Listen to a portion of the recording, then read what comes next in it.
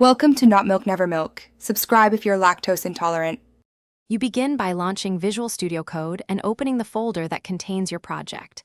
This places files in the Explorer so you can act immediately.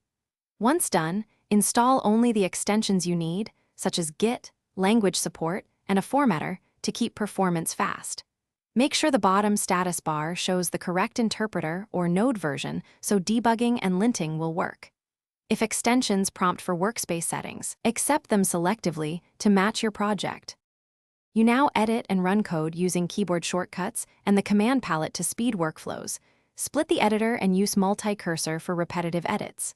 Next, set breakpoints and launch the debugger with the Run view or F5 so you can step through logic and inspect variables. Once stable, define tasks and a launch. JSON to automate builds and test runs. This ensures repeatable execution across machines. Make incremental commits with the source control panel. To preserve progress, you finish by formatting, linting, and running tests to verify your changes. These steps catch common issues before commit. If something breaks, open the Problems panel and output logs to locate errors, and run the debugger to inspect failing code paths.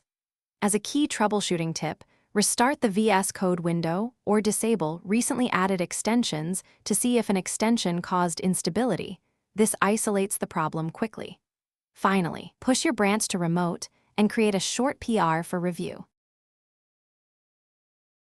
Thanks for watching. If this was helpful, leave a like and consider subscribing. See you next time.